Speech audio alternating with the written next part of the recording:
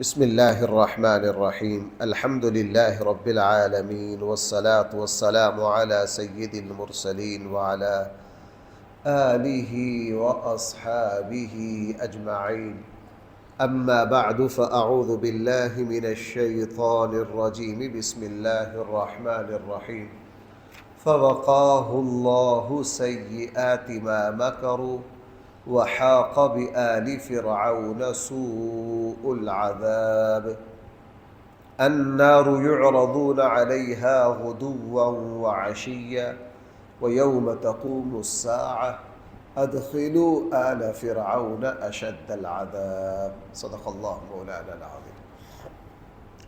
فرعون کے دربار میں جس مرد مومن نے حضرت موسیٰ علیہ السلام کی تائید میں تقریر کی، ظاہر فرعون ظالم و جابر تھا، پورے مصر پر اس کا قبضہ تھا، کسی کی مجال نہیں اس کے سامنے دم مار سکے، اس کی رائے کے خلاف رائے دے سکے۔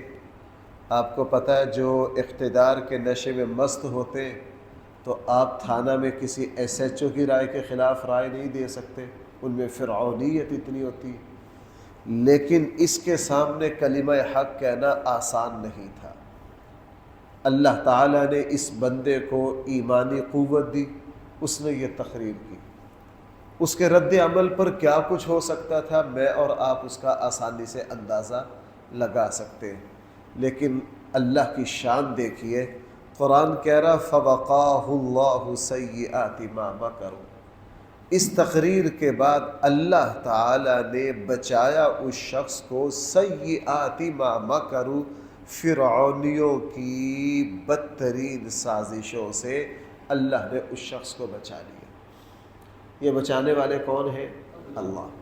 حضرت انس رضی اللہ عنہ نے اپنے بڑھاپے میں حجاج بن یوسف کے سامنے بڑی سخت تقریر کی،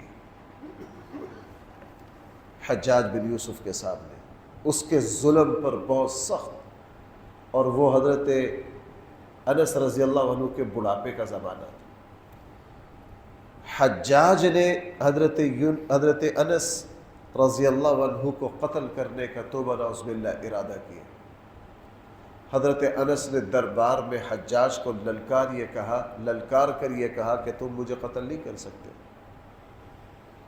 حجاج نے کہا کیوں نہیں کر سکتا؟ حضرت انس رضی اللہ عنہ نے فرمایا مجھے رسول اللہ صلی اللہ علیہ وسلم نے ایک دعا سکھائی ہے، اور مجھے آقا کریم نے فرمایا تھا کہ اگر تم صبح کو پڑھ لو شام تک، شام کو پڑھ لو صبح تک، کوئی دشمن تمہارا بال بھی کا نہیں کر سکتا۔ میں نے وہ دعا پڑھی ہے، تمہاری یہ مجال نہیں ہے۔ یہ کہہ کر حضرت انس وہاں سے تشریف لے گئے۔ کسی نے حجاج کو کہا کہ اتنی تمہاری توہین کی ہے؟ حجاج بن یوسف نے کہا میں نے 2 مرتبہ تلوار کی طرف ہاتھ بڑھایا ہے، لیکن کوئی درندہ تھا یہاں جو میرے اوپر حملہ کے لیے تیار کھڑا تھا۔ اگر میں اور اس کے بعد حضرت انس سے پوچھا حجاج نے کہ آپ مجھے دعا سکھلا دیجئے، حضرت انس نے فرمایا نہیں سکھلاتا، تو جیسے ظالم کو وہ دعا میں۔ ہاں، حجاج نے برا بھلا کہا حضرت انس رضی اللہ عنہ کو۔ حضرت انس گھر گئے اور گھر جا کے بڑا درد بڑا خط لکھا ولید بن عبد الملک کو، جو بادشاہ تھا۔ حجاج تو گورنر تھا نا، بادشاہ کو خط لکھا۔ اس میں ایک بڑی عجیب بات لکھی، اس میں یہ بات لکھی کہ میں نے رسول اللہ صلی اللہ علیہ وسلم کی 10 سال خدمت کی۔ عیسائیوں کو اگر آج پتہ چل جائے نا کہ یہ وہ لوٹا ہے جس سے حضرت عیسیٰ نے وضو کیا ہے، تو عیسائی اس لوٹے کو بھی عزت دیں گے کہ حضرت عیسیٰ نے ایک مرتبہ اس سے کیا کیا ہے۔ اور میں نے تو نبی کریم صلی اللہ علیہ وسلم کی 10 سال خدمت کی ہے، پھر بھی آپ کے گورنر نے مجھے گالیوں اور قتل کی دھمکی دی ہے، وہ تو اللہ نے میری حفاظت کی۔ یہ خط لکھا بھائی کس کو؟ ولید بن عبد الملک کو۔ ولید نے یہ خط پڑھا، اور ولید کو یہ خط پڑھنے کے بعد ولید نے اپنے خادم خاص کو بلایا، اسے یہ خط بھی دیا اور اس کو اپنی تلوار بھی دی، کہا واپس جاؤ عراق، واپس جاؤ کہاں؟ عراق۔ حجاج بن یوسف کو یہ کہو کہ وہ علل اعلان حضرت انس رضی اللہ عنہ سے معافی مانگے۔ انہوں نے صحابی رسول کی بے ادبی کی۔ اگر حجاج بن یوسف حضرت انس سے معافی نہ مانگے تو یہ میری تلوار ہے، تو حجاج بن یوسف کا سر قلم کر دیا جائے۔ اور وہ خادم آئے، انہوں نے آ کے حجاج کو خط دیا تو حجاج کو پسینے چھوٹ گئے۔ یہ حضرت انس کی دعا کی برکت تھی۔ پتہ نہیں ہم دعا کو کیا سمجھتے ہیں بھائی، یہ کس کی برکت تھی؟ ہاں، دعا سے بڑی بھائیوں کوئی طاقت نہیں۔ اللہ سے سب کچھ لینے کا ذریعہ دعا ہے۔ یہ قوم وظیفوں کے پیچھے پتہ نہیں کن کن چکروں کے پیچھے بھاگتی۔ پورے قرآن کا مطالعہ کر لیجئے، جب بھی کوئی مشکل لمحہ آیا اللہ کے رسولوں نے اللہ سے دعا مانگی۔ آقا کریم صلی اللہ علیہ وسلم کی سیرت طیبہ میں تمام مشکلات کا حل دو چیزیں ہیں۔ اللہ کے نبی نماز پڑھتے اور بھائی اللہ سے کیا کرتے؟ فریاد کرتے۔ ہم نے اپنے اسلاف کے حالات میں یہ پڑھا کہ ساری زندگی جب بھی کوئی مشکل آئی دعا سے بڑھ کر، میں یہ بات بھائیوں اس لیے زور دے کر کہتا ہوں، ہمارے پاس لوگ آتے رہتے ہیں، مفتی صاحب کا وظیفہ بتا دیجیے، ہم ان کو کہتے ہیں بھائی دعا مانگو، وہ بڑے مایوسی کی نگاہ سے میری طرف دیکھتے ہیں کہ لگتا ہے مفتی صاحب نے مایوس کیا ہے، میری بات کو اہمیت نہیں دی۔ میں کہہ رہا ہوں مجھے کوئی وظیفہ بتائیں، آگے سے کیا کہہ رہے ہیں؟ وہ سمجھتے ہیں پتہ نہیں ہم مذاق کر رہے ہیں۔ وہ سمجھتے ہیں ہمیں دعا کی قوت اور طاقت کا اندازہ نہیں، ہمیں دعا کی قوت اور طاقت کا کیا؟ نماز میں میں نے دوسری رکعت میں جو حصہ پڑھا ہے وہ کس کی دعائیں ہیں؟ ساری ابراہیم علیہ السلام، وہ ساری ابراہیم علیہ السلام کی دعا۔ قرآن نبیوں کے وظیفے تو قرآن نے ہمارے سامنے رکھے نہیں، قرآن کریم نے ہمارے سامنے انبیاء کی دعائیں رکھی۔ انبیاء کی بھائی کیا رکھے ہیں؟ دعائیں رکھی۔ اور رسول اللہ صلی اللہ علیہ وسلم کی دعاؤں کو حسن حسین میں کھول کر تو دیکھو کہ اللہ کے نبی صلی اللہ علیہ وسلم کی دعائیں کتنی۔ تو حضرت انس کو وہ دعائیں انس کافی لمبی ہے، وہ دعائیں انس رسول اللہ صلی اللہ علیہ وسلم نے سکھائی، حضرت انس اس کو پڑھتے تھے۔ اس دعا کا رنگ یہ تھا کہ ولید نے تلوار دے کے اپنے خادم کو بھیجا اور اس نے آ کے حجاج کو خط دیا، حجاج کو پسینے چھوٹ گئے کہ مجھ جیسے طاقتور گورنر کو، اس کو بھی قتل کا آرڈر جاری ہو سکتا ہے۔ تو جب خط پڑھ چکا غلام نے یہ کہا جناب اب آپ نے حضرت انس کے دروازے پر جانا ہے یا میں آپ کا سر قلم کروں؟ حجاج نے کہا میں دروازے پر جانے کے لیے تیار ہوں، میں دروازے پر جانے کے لیے۔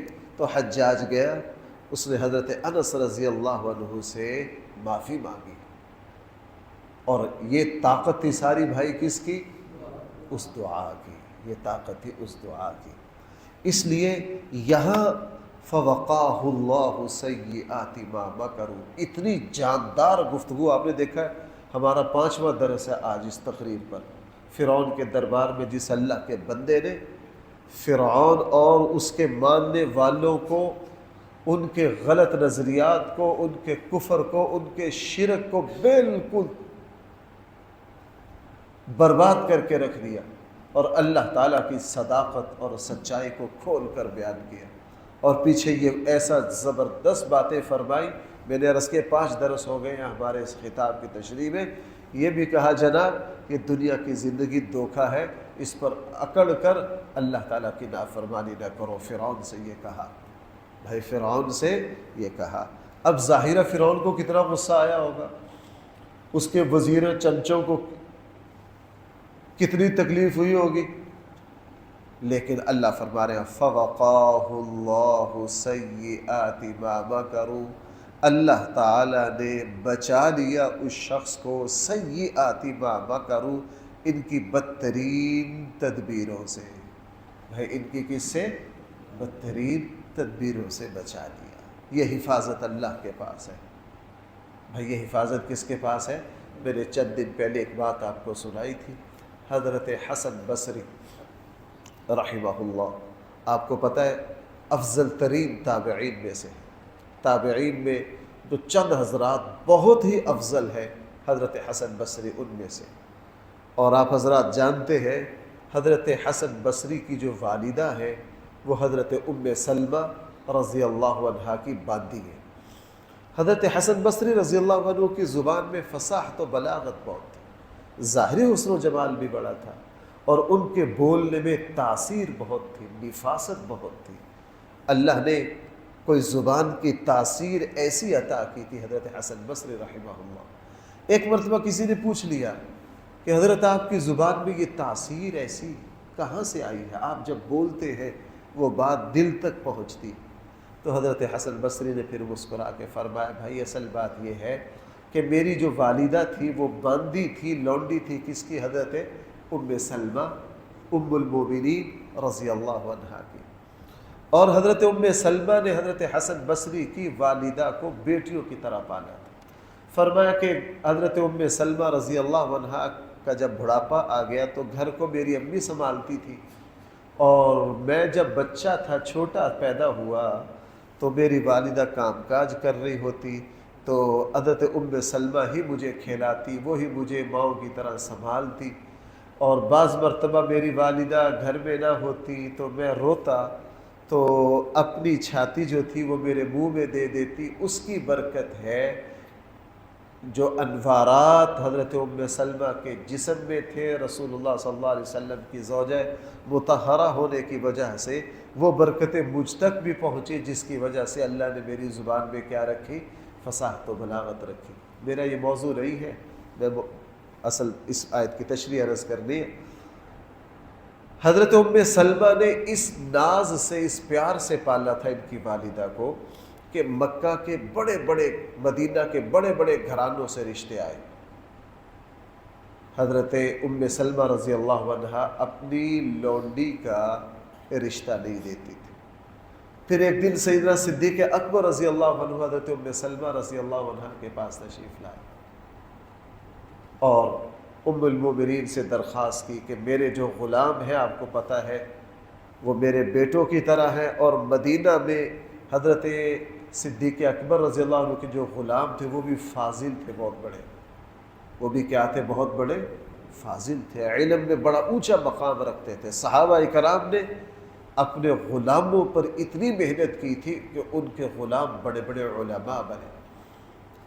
کیا بنے؟ ہاں، اسلام نے غلامیت کا آغاز نہیں کیا، غلامیت تو پہلے سے چلی آ رہی تھی۔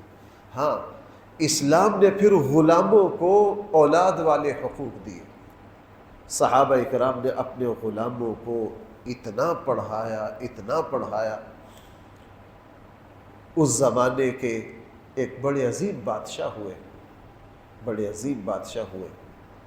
ان کی خدمت میں ایک مرتبہ حضرت شابی رضی اللہ عنہ رحمہ اللہ، بعض نے کسی اور تابعی کا واقعہ لکھا ہے، تو بادشاہ نے ان سے پوچھا، اب یہ وہ زمانہ ہے جب تابعین زندہ ہے، کہا شابی مجھے یہ بتاؤ شام کے سب سے بڑے عالم کون ہے؟ فلاں۔ وہ آزاد ہے کہ غلام؟ انہوں نے کہا غلام۔ کوفہ کے سب سے بڑے عالم کون ہے؟ فلاں۔ وہ آزاد ہے کہ غلام؟ کہا غلام۔ بصرہ کے سب سے بڑے عالم کون ہے؟ فلاں۔ وہ آزاد ہے کہ غلام؟ غلام۔ سوال کرتے رہے، بڑے بڑے اس عالم اسلام کے شہروں کے نام، فلاں شہر میں سب سے بڑے مفتی اور مسند علم پر کون فائز ہے؟ فلاں۔ وہ آزاد ہے کہ غلام؟ غلام۔ بادشاہ کو غصہ آ گیا، بادشاہ نے تلوار نکال لی غصے سے، ان سے کہا مکہ کے بڑے عالم کون ہے؟ فلاں۔ ایک ایک کرتے رہے، آخری شہر کا نام لیا، فلاں شہر کے بڑے عالم کون ہے؟ فلاں۔ وہ آزاد ہے کہ غلام؟ کہا وہ آزاد ہے، صرف ایک آزاد ہے، باقی سب کیا ہے؟ غلام۔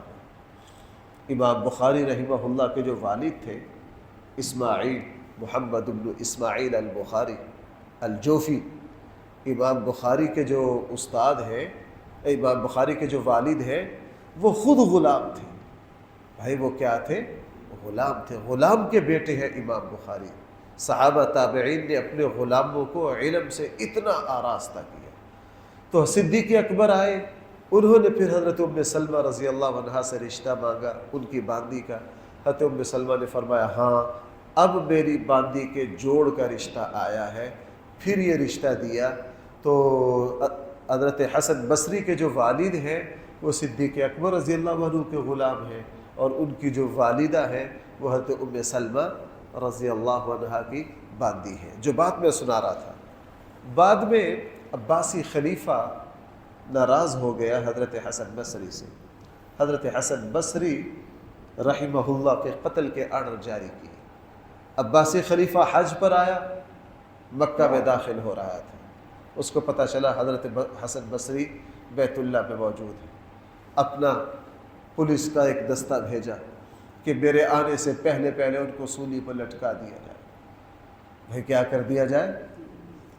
حضرت حسن بصری کے تلامذہ شاگرد پاس بیٹھے تھے، کہا حضرت آپ روح پوش ہو جائیے، ہمارے دشمن کو خوشی کا موقع نہ دیجیے۔ حضرت حسن بصری جوش میں آئے، اٹھے، بیت اللہ کا غلاف پکڑا اور پکارا یا رب ھذا البیت۔ کیا کہا؟ یا رب ھذا البیت۔ اور ہم بھی دعاؤں میں یہ کہا کریں یا رب ھذا البیت، یا رب ھذا الکعبہ، اے اس کعبہ کے رب، اے اس گھر کے مالک و رب، میں تجھے پکارتا ہوں۔ بس پھر بد دعا کی اس کے لیے۔ پھر کیا کی؟ اب دستہ پہنچ چکا تھا گرفتاری کے لیے، لیکن کس گہرائی کی دعا تھی، بد دعا کی۔ عباسی خلیفہ جو ہے وہ بالکل بیت اللہ کے سامنے والی پہاڑی پر چڑھ رہا تھا اپنے فوجی دستے کے ساتھ کہ اس کا گھوڑا بھدکا اور وہی گرا، گردن ٹوٹی اور مر گیا، گردن ٹوٹی اور مر گیا۔ یہ فوری اثر ہوا، اللہ تعالی نے حضرت حسن بصری کو اس عذاب سے بچایا۔ یہ بات ساری میں اس لیے کہہ رہا ہوں، قرآن کے یہاں الفاظ بڑے عجیب ہیں، فوقاہ اللہ، اللہ نے بچایا اس کو۔ بھائیو، اللہ کے بچانے سے بڑا کوئی قلعہ نہیں ہے۔ جہاں میرے اور آپ کے محافظ اللہ ہوں گے تو کسی کی مجال نہیں کہ وہ ہمارا بال بھی کیا کرے۔ آج ہمارا ہر چیز پر بھروسہ ہے، نہیں بھروسہ تو اللہ پر بھروسہ نہیں۔ ہم اپنی جیب کے چند ٹکوں پر بھروسہ زیادہ کرتے ہیں، اپنے پیسے پر بھروسہ زیادہ کرتے ہیں، اپنی ذہانت پر بھروسہ زیادہ کرتے ہیں۔ اللہ کے جو بندے ہوتے ان کا بھروسہ کس پر ہوتا ہے؟ اس لیے ہر نبی کا کلمہ کیا ہے؟ حسبی اللہ و نعم الوکیل، میرے لیے کون کافی ہے؟ میرا اللہ کافی ہے۔ ہر نبی کا کلمہ یہ ہے، میرے لیے میرا اللہ کافی ہے، میرے لیے میرا اللہ کافی ہے۔ اور بھائیو، جب تک میرے اور آپ کے ایمان میں یہ بات ہوگی، ہمارے دل و دماغ میں یہ بات جگہ پکڑ جائے گی کہ ہمارے لیے کون کافی ہے۔ کل کے درس میں کیا آیا تھا؟ جب انہوں نے اپنی تقریر ختم کی، پچھلی آیت کو دیکھیے جہاں آج پڑھ رہے ہیں، جب اپنی تقریر مکمل کی تو اس اللہ کے بندے کو بھی پتا تھا کہ میری تقریر کے جواب میں فرعون نے کتنا بھڑکنا اور انہوں نے کتنا سیخ و پا ہونا ہے، اس اللہ کے بندے کو پتا تھا۔ اس نے اپنی تقریر کے آخر میں کیا کہا؟ وَأُفَوِّضُ أَمْرِي إِلَى اللَّهِ، میں اپنے معاملات کس کے حوالے کر رہا ہوں؟ اللہ کے حوالے کر رہا ہوں۔ ہاں، اور یہاں پھر قرآن نے جب اللہ کے حوالے کیا، پھر دیکھیے اللہ تعالیٰ کی رحمت، فوقاہ اللہ، اللہ تعالیٰ نے ان کو بچا لیا سیئات ما مکروا، ان بدترین سازشوں سے جو فرعونیوں نے اس کے خلاف کی۔ اللہ نے اپنے بندے کو بچا لیا۔ اب فرعون کے ساتھ کیا ہوا؟ وحاق بآل فرعون، اور گھیر لیا آل فرعون کو سوء العذاب، سخت ترین عذاب نے۔ اس عذاب کی تفصیل اگلی 3 آیتوں میں آ رہی ہے کہ اللہ تعالیٰ کی طرف سے پھر فرعون اور اس کے ماننے والوں پر کس کس طرح سے عذاب آیا۔ اللہ نے توفیق دی تو انشاءاللہ یہ جو اگلی آیات ہیں یہ عید کی چھٹیوں کے بعد یہ درس ہوگا۔ کل کا آخری درس ہے، اس میں کوشش کریں گے اگر پورا ہو گیا، چونکہ کل تو ہمیں چھٹی نہیں کرنی چاہیے، کل انشاءاللہ یوم عرفہ ہے، کل کا درس ہو گئی۔ اس کے بعد عید کے چھٹیاں بدھ سے ہو جائیں گی، بدھ جمعرات جمعہ، ہفتہ اتوار، انشاءاللہ دوبارہ پیر صبح سے۔ کل کا درس تو ہوگا، وہ تو چھٹیوں میں شامل نہیں ہے روٹین میں، تو اس کے بعد اتوار تک انشاءاللہ ہماری چھٹیاں ہوں گی، تو پیر سے پھر ہمارا درس دوبارہ شروع ہو جائے گا۔ اللہ تعالی ہم سب کو صحیح سمجھ عطا فرمائے. الحمدللہ رب العالمین والصلاة والسلام على سید المرسلین وعلى آلہ واصحابہ اجمعین. ربنا آتنا في الدنيا حسنة وفي الآخرة حسنة وقنا عذاب النار. صلى الله تعالى على خير خلقه سيدنا مولانا محمد وآله واصحابه أجمعين برحمتك يا أرحم الراحمين.